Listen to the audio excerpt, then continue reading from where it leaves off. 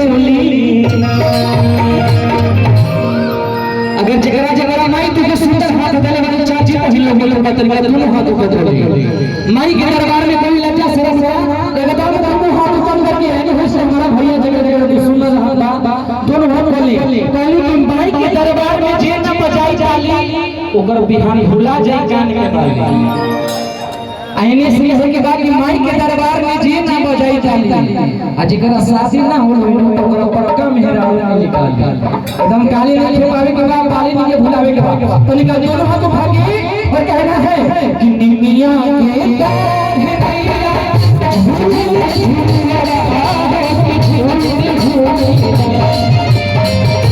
नैया निमिया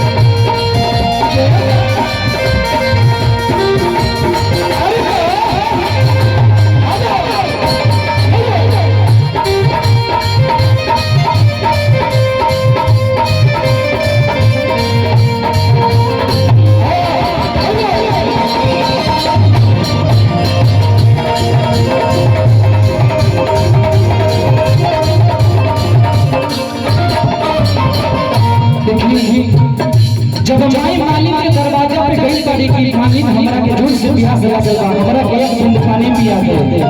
त मालिक कहत है कि हे मां हम तोहरा के पानी कैसे पिलाई हमरा मौत जिताऊ फजीरा नहीं थी भाव के साथ चाहत अधिकार कहत है कैसे के प्यारिया बुलाई हो सिंचाई मैया मोर के पिया कैसे के प्यारिया बुलाई हो सिंचाई मैया मोर के पिया हो मोर के पिया हमरो पाके हो मोर के पिया हमरो पाके हो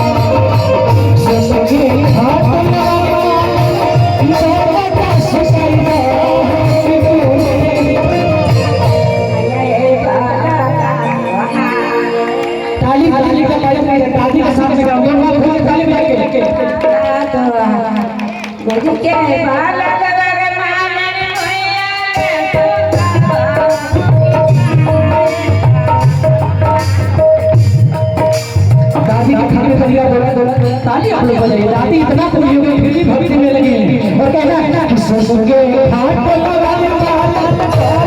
का सुताया हो ससुके हाथ पे लगाने वाला सुताया अब तनिका एक बार ताली बजाइए हमारा घर तनिका खोल के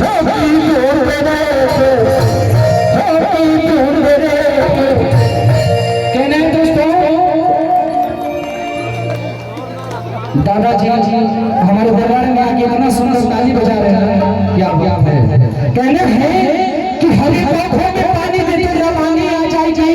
हरी आंखों में पानी दे तो रवानी आ जाएगी। और एक बार दादा के ताली बजाते जाने में 16 साल की जवानी आ जाएगी। क्या बात है। कहना है ना कि सुन के हाथ पर लगा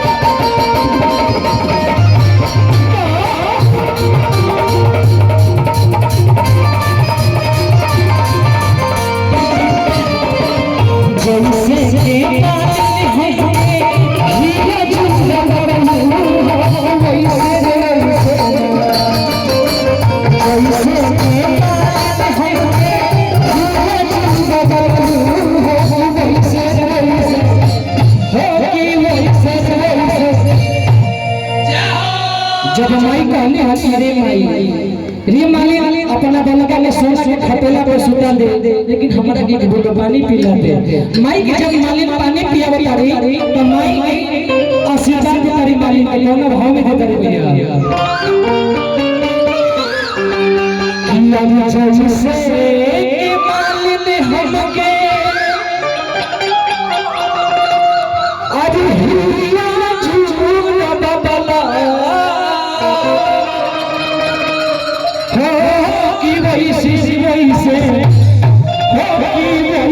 वैसे